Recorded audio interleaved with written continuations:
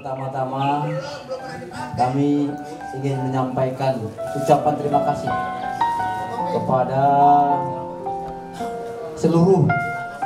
seluruhnya tanpa kecuali yang telah hadir dalam rangka halal bihalal, Pak Guyuban, Purnawirawan, Lari Jingga, Lubang Buaya dan sekitarnya.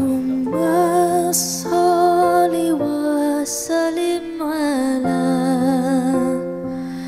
Sayyidina wa maulana Muhammadin adana ma fi ilmillahi salatan daimatan bidawami mulkillahi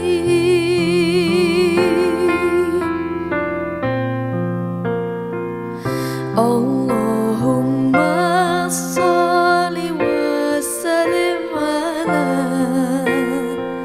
Sayyidina wa maulana Muhammadin adada ma fi ilmillahi salatan daimatan bidawami mulkillahi. Baik ya, saya terus terang ya, ketika saya turun dari kendaraan, merinding saya. Merinding itu kenapa? Karena semangat pasukan payung pertama Indonesia itu ada di sini. Tepuk tangan itu.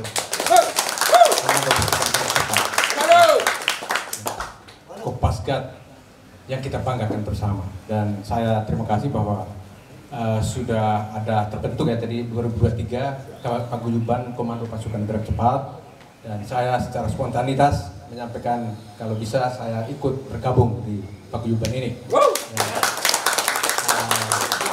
Tadi katanya ada iuran wajib dan iuran bulanan ya. Saya pada kesempatan ini saya sampaikan saya ada iuran sukarela. Pertama saya akan ke Pak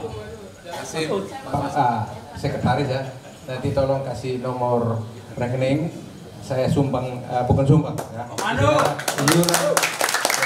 iuran sukarela sebesar 5 juta sebagai mantan komandan batalion 465. Baik. Selanjut, Assalamualaikum warahmatullahi wabarakatuh. Salam, Om Swastiastu, salam kebajikan bagi kita semua. Yang terhormat para senior, ya, bukan senior kepangkatan, tapi senior sebagai anggota pasukan gerak cepat. Ya, saya dengar tadi ada letting paling senior Pak Salam, ya? Oke. Itu paling senior Pak. Jadi jangan melihat pangkat Pak, tapi sebagai pejuang Kopasgat, ya, Bapak saya posisikan sebagai senior pada kesempatan ini. Ya. Kemudian semua anggota Paguyuban yang tidak bisa saya sebutkan satu persatu, dan paling khusus saya sampaikan terima kasih kepada Pak Broto yang telah memfasilitasi pertemuan kita pada siang hari ini. Pertama-tama sebagai insan beriman tentunya kita tidak henti-hentinya mengucapkan puji syukur kehadirat Tuhan Yang Maha Kuasa, karena atas berkat karunia-Nya kita dapat berkumpul di sini dalam keadaan sehat walafiat. Saya dengar ada beberapa rekan termasuk yang satu angkatan komando dengan saya sudah mendahului kita. Jadi kita harus bersyukur bahwa kita masih diberikan nafas kehidupan sampai dengan detik ini. Saya beberapa hari lalu Pak Broto telepon saya, Bapak diundang untuk ikut halal bihalal, sekalian Bapak diberikan kesempatan untuk sambutan. Saya sampaikan Pak Broto terima kasih. Namun kalau ada senior kepangkatan Pak Arpin atau Pak Marhum, saya cadangan saja. Dan saya terus terang bukan sambutan, saya lebih cenderung sharing informasi kemudian sharing penugasan ya, sharing pengalaman penugasan. Kita semua tentunya sudah malang melintang di berbagai penugasan, tapi setelah lepas dari 465 kita sudah hilang informasi. Hari ini saya menyegarkan kembali tentang saya ya. Jadi mudah-mudahan apa yang saya sharing ini tentunya masih pada bingkai ataupun semangat Idul Fitri ya.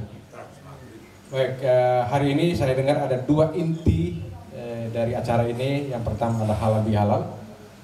Ya, kalau kita berbicara halal bihalal berarti kita berangkat dari berpuasa selama 1 bulan, Pak ya. 1 bulan berpuasa untuk menahan hawa nafsu. Ya, ini yang paling kita itu yang inti yang pertama. Dan selama 30 hari kita lebih mendekatkan diri kepada Yang Maha Kuasa. Itu semangat. Kemudian untuk Idul Fitri adalah kemenangan ya, secara spiritual, kemenangan secara spiritual. Kemudian di hal bihal ini kita harapkan ini adalah momentum yang paling bagus untuk kita silaturahmi, kita membangun persahabatan, kekeluargaan, ya, saling menyayangi antara kita semua. Tentunya ini harus kita pertahankan ya ke depan ya, tetap kita dengan semangat para jingga ini. Ya. Sebelum saya lanjutkan sharing ya, perkenalan singkat saja, karena dulu setelah 465 banyak yang sudah tidak mengikuti perkembangan saya. Jadi saya pertama nama tidak ada perubahan. Pangkat saya terakhir tidak perlu saya sampaikan, sudah tahu semua. Istri masih tetap satu. Ya, mudah-mudahan kita semua tidak ada yang tambah. Ya. Berat ya, Pak? Bukan ya. Jadi anak saya tiga putri, sehingga saya yang paling ganteng di rumah. 3 putri. Putri pertama sudah jadi dokter dan sekarang sedang mengikuti spesialis penyakit radiologi.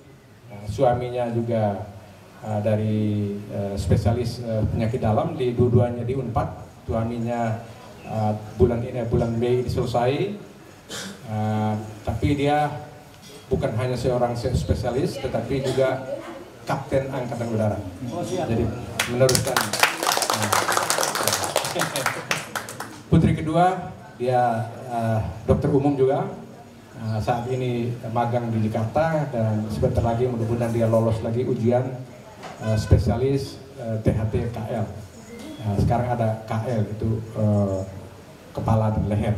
Jadi kalau dia lolos berarti dia akan mengikuti jejak kakaknya dan kakak iparnya di Unpad.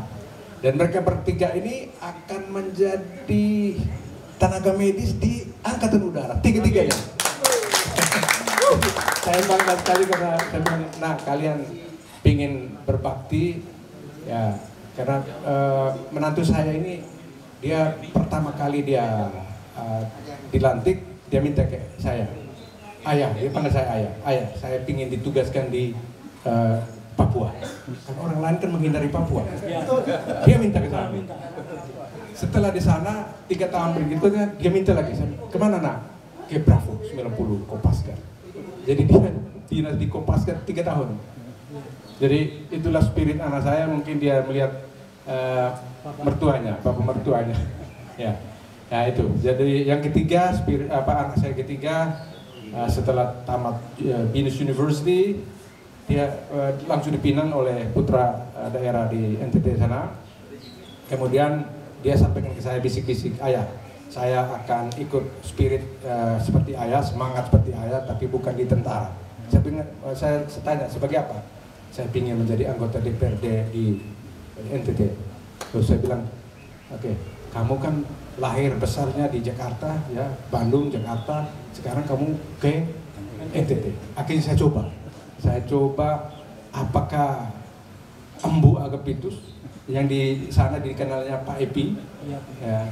Jadi ternyata kalau di sini jenderal, nah, di sana mereka tidak kenal Marska. Mereka tanya tahu saja Jenderal Epi Embu. Panggilan saya Epi di sana.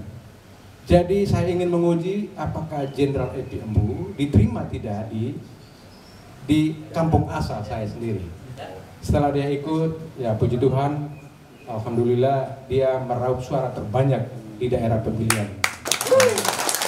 Dan sebagai perempuan pertama di kabupaten itu menjadi anggota DPRD dengan usia termuda, ya, usia 25 tahun. Ya, itu tentang keluarga saya. Kemudian pendidikan umum saya, setelah dari 465 saya sempat mengambil master, ya, S2. S2 saya itu ada 2 ijazah. Yang pertama dari Universitas Pertahanan Indonesia, ya, kita tahu bersama. Kemudian lanjut dengan mengambil S2, lanjut mendapatkan sertifikat master di Amerika Serikat, tepatnya di Monterey. Jadi dapat embel-embel. Tetapi program studi yang saya ambil adalah strategi perang semesta. Jadi kita tahu bersama perang semesta, perang yang melibatkan semua komponen bangsa, ya. Itu tentang pendidikan umum. Kemudian penugasan, sudah sama-sama tahu, penugasan dalam negeri sama-sama kita di Timur-Timur, ya. Saya sejak tahun 90 tidak seperti teman-teman semua yang panggul senjata. Saya masih bergerak di penyelidikan di sana bersama almarhum Rambat waktu itu tahun 90. Kemudian berturut-turut yang terakhir kembali pada saat detik-detik penurunan bendera. Sakit hati, Pak, kecewa penurunan bendera merah putih dan kenaikan bendera Timor Leste. Tapi semangat kita tidak boleh kendur, karena itu adalah keputusan negara, kita harus ikuti. Tapi apa yang sudah kita lakukan di Timur saat itu sudah menorehkan sejarah untuk kita sendiri, keluarga, bangsa, negara. Tepuk tangan buat kita, ya. Ada yang veteran di Timur? Dapat veteran? Ada, ya? 2, ya? Dapat veteran, ya? Ya. Ada yang dapat veteran lagi, Pak? Masih baru pengajuan. Oh, baru pengajuan. Ajukan, Pak. Ajukan. Saya kemarin bicara banyak dengan Pak Hari Budiodo, mantan Komandan Kopasgat. Pak Ambu, siap. Dia panggil saya itu Pak Guru, karena dulu saya ngajarkan beliau bahasa Inggris. Ya, jadi uruslah kalau kita punya veteran. Karena apa? Saya beberapa bulan lalu dari Pak RW, ya, Pak Lurah, melalui staf menyampaikan pajak. Memang selama ini saya sudah dapat info bahwa veteran itu ada privilege, ya, untuk bebas pajak, pajak PBB. Dulunya semua, artinya kita punya tanah berapa, tapi sekarang kalau saya tidak salah hanya 1 yang dimana kita tinggal. Tapi lumayan, Pak. Saya waktu saya lihat tagihan, 30 juta lebih. Nah, tapi dengan adanya informasi saya sampai ke Pak RT, Pak RW, kemudian Pak Lurah, dia bilang, mereka menyampaikan, Pak, kami akan menyesuaikan. Jadi akan kita menyesuaikan dengan keputusan negara. Ya. Ini kita harus berbahagia, berterima kasih kepada pemerintah yang telah memberikan apresiasi kepada purnawirawan dan khususnya pada para veteran, ya. Itu oke, itu untuk informasi, ya. Kemudian saya lanjutkan dengan acara kedua tadi hari ini, kan kalau tidak salah itu syukuran rumah, kan. Ini perlu, Pak. Jadi ada 3 makna kalau saya lihat. Pertama itu kita bersyukur pada Yang Maha Kuasa karena berkatnya Tuhan Yang Maha Kuasa sehingga kita bisa dapat rezeki untuk bisa dapatkan memberikan rumah. Itu yang pertama. Yang kedua, saya meyakini yang hadir hari ini, ya, adalah orang-orang yang dicintai oleh Pak Proto dan keluarga, dan orang-orang yang mencintai Pak Proto dan keluarga, ya. Kita sharing kebahagiaan bersama memiliki rumah ini, dan rumah ini saya harapkan kita harapkan menjadi rumah yang aman, ya, dan mendapatkan keberkahan. Ini yang kita harapkan, intinya di sini. Baik, yang berikutnya informasi lain, ya. Informasi lain nanti sambil berjalan, ya. Kita ke timur. Tadi saya sudah sampaikan tentang penugasan, ya. Penugasan yang saya lakukan, saya katakan tadi, itu tidak sama dengan teman-teman di Timur yang gerakan taktis. Kemudian ada PKT PKM, masih ingat PKT PKM, parkiran taktis, parkiran medan. Wah itu masih kalau sudah ada peluru apa, desingan peluru, apa yang harus kita lakukan? Menghilang pertama kan. Kita ingat lagi waktu di komando, siapa ini instruktur saya? Ada instruktur, saya sering digebukin waktu itu karena terlambat, menghilang. Tapi komando 1 coba katakan, komando 1. Wah ini kami sama-sama itu. Nah, itu komando 1 hanya 1 orang yang hadir ini ya? Dua. Siapa itu? Oke, ya. Komando 1 maupun komando lain kita sama, spiritnya sama, ya. Baik.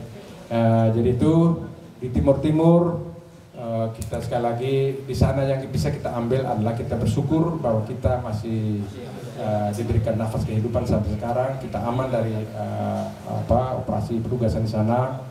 Memang saya katakan tadi ada kekecewaan, tetapi sekali lagi kita harus bangga bahwa nama kita sudah terukir ya di Mabes TNI. Ya, kalau kita lihat sana ada teman-teman kita yang sudah mendahului, itu ada tercatat di sana, terukir di di Mabes TNI. Itu. Kemudian saya penugasan dalam negeri berikutnya adalah di Aceh ya. Aceh tahun 2002 sampai 2003 ya. Jadi waktu itu sebagai juru runding RI bersama 4 orang dari TNI dan artinya TNI dan Polri, kami 5 orang ya. Jadi di Aceh kita tahu semua bahwa ada gerakan Aceh Merdeka yang ingin memisahkan diri, tapi dengan berkat negosiasi, berkat diplomasi yang kita lakukan, puji syukur bahwa Aceh masih dalam pangkuan Ibu Pertiwi.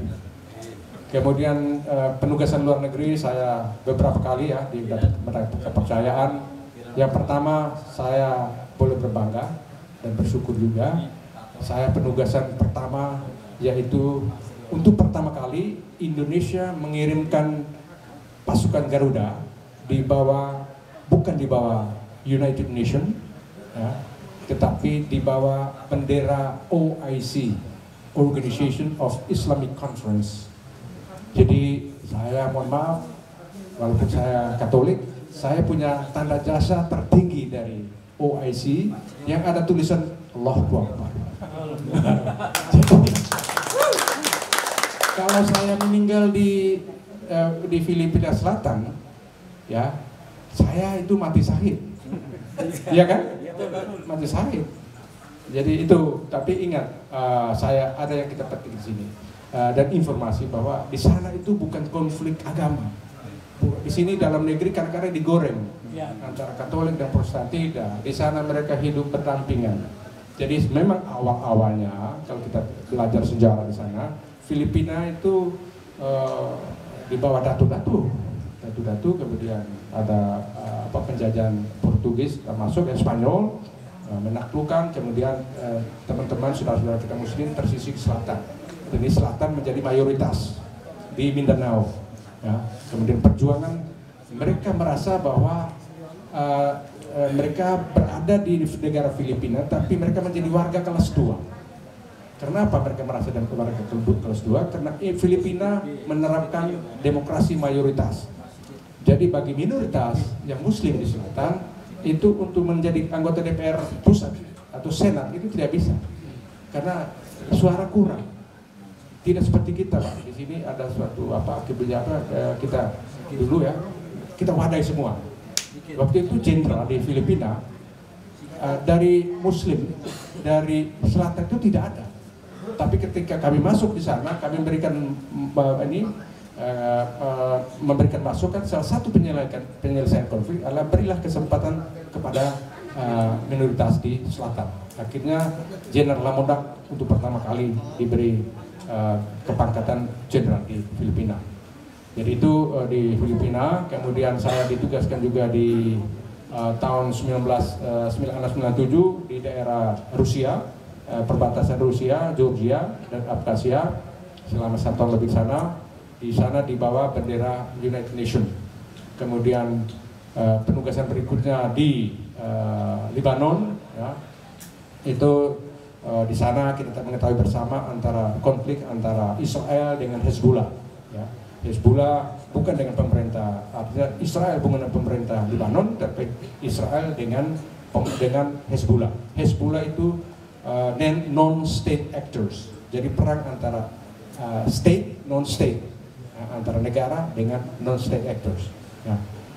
Di sana juga awalnya memang perjuangan Islam, tetapi di sini sudah merupakan perjuangan kemanusiaan, perjuangan untuk kepentingan rakyat Lebanon.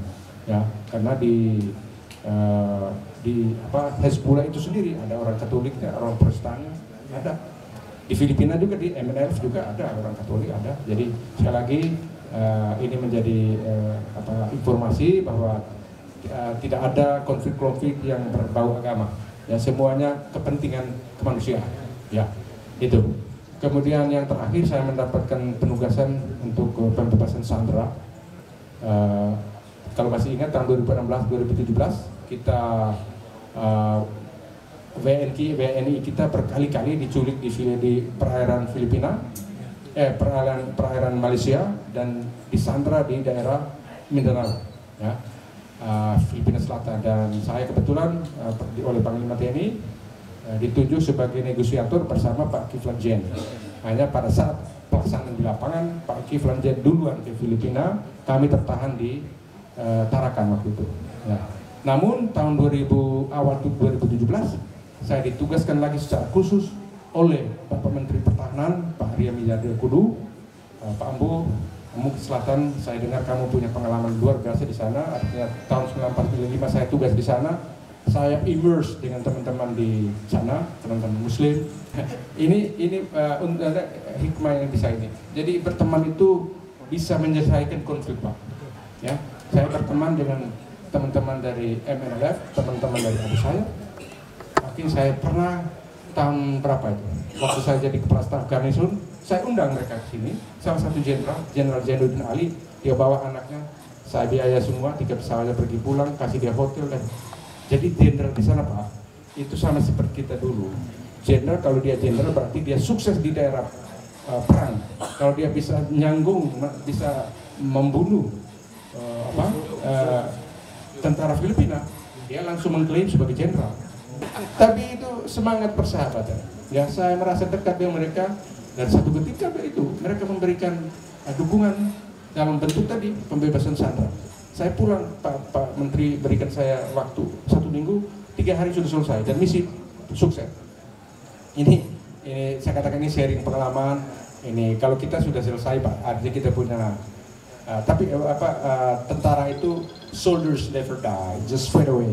Artinya prajurit itu tidak pernah mati. Hanya seiring dengan perjalanan waktu kita meredup, Pak. Ya, sudah saya lihat ini dulu ganteng-ganteng, sekarang sudah uban. Nah, kalau saya belum uban, Pak, tapi itu tipu-tipu usia saya. Saya chat tadi malam, istri saya chat. Jadi supaya kelihatan ini, kelihatan muda. Oke, jadi sekali lagi itulah yang bisa saya sampaikan. Masih banyak, tapi kalau misalnya mau sharing-sharing, silakan mau tanya apa. Ya kita sama-sama sebatas. Saya bicara ini adalah Embu Agapitus, bukan paguyuban. Ya, bukan atas nama paguyuban, bukan atas nama Kopasgat, ya, pasukan payung pertama Indonesia, bukan atas nama TNI Angkatan Udara atau TNI. Jadi pribadi, sehingga apa yang saya bicarakan tadi saya pertanggungjawabkan. Ya, itu adalah pengalaman tugas saya, dan saya boleh berbahagia bahwa saya mendapat pangkat terakhir bintang 1, tapi yang paling saya banggakan, yang dibanggakan oleh keluarga adalah veteran of the United Nations, itu veteran dunia, dan pemerintah Indonesia memberikan saya veteran Republik Indonesia, sudah punya kartu di sini, simpan hanya untuk kebanggaan anak cucu.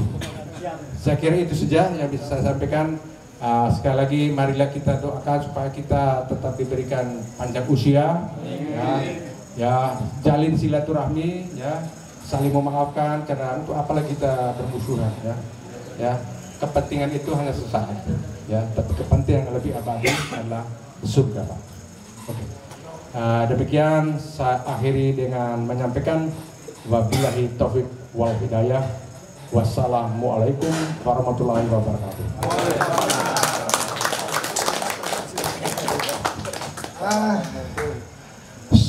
Sangat bangga sekali kita kehadiran beliau di sini dan terhormat sekali beliau hadir, dan mohon izin atas kesepakatan kita bersama ini sudah bisik-bisik berantai tadi.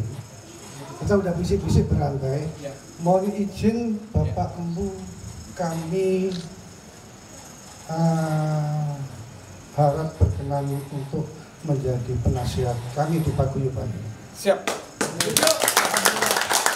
Terima kasih atas kebersihannya dan terima kasih atas semangat sukanya, dan insya Allah kita akan tetap seperti yang kita.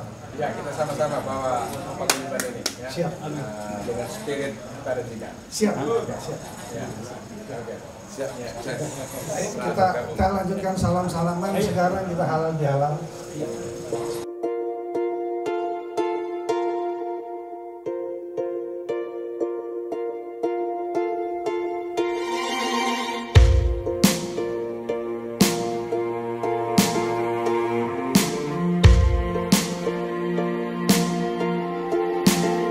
Suatu hari, dikala kita duduk di tepi pantai dan memandang ombak di lautan yang kian menepi, burung camar terbang bermain di derunya air.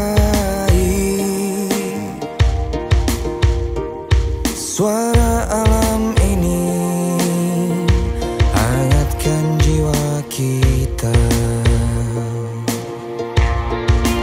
Sementara sinar surya perlahan mulai tenggelam, suara gitarmu mengalunkan melodi tentang cinta. Ada hati membara erat bersatu, getar seluruh jiwa tercurah saat itu. Kemesraan ini janganlah cepat berlalu.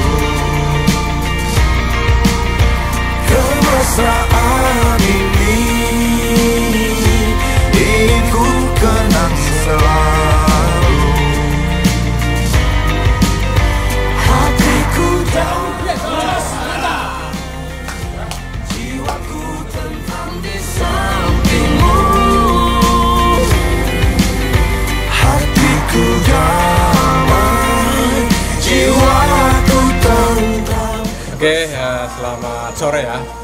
Jadi hari ini saya berbahagia sekali karena bisa berkumpul dengan rekan-rekan ya sesama Korps Baret Jingga ya, yang tergabung dalam wadah ya Paguyuban Baret Jingga ya, Kopasgat di wilayah Lubang Buaya ya. Jadi hari ini luar biasa kita menjalin silaturahmi. Ini yang kita harapkan, Baret Jingga dimanapun berada tetap menjalin silaturahmi. Dengan silaturahmi kita membangun kekeluargaan, persahabatan. Di situ kita bisa bernostalgia penugasan-penugasan kita dulu yang penuh tantangan, penuh dengan kenangan ya. Jadi hari ini happy sekali dan saya harapkan ke depan ya Paguyuban ini akan tetap kita pertahankan, tetap maju dan diharapkan tetap berkoordinasi dengan pimpinan pusat Komando Pasukan, artinya Purnawirawan Baret Jingga, pimpinan Marskal Muda TNI Purnawirawan Hakim Onde ya. Jadi Pak Presiden tolong seperti arahan saya tadi, paguyuban yang ada di Jabodetabek dan seluruh Indonesia yang ada kita satukan semangat kita dan kita aspirasikan ke atas sehingga bisa diwadahi di pimpinan pusat Korps Baret Jingga, di mana sebagai pasukan payung pertama di Indonesia. Selamat sore. Paguyuban Purnawirawan Baret Jingga.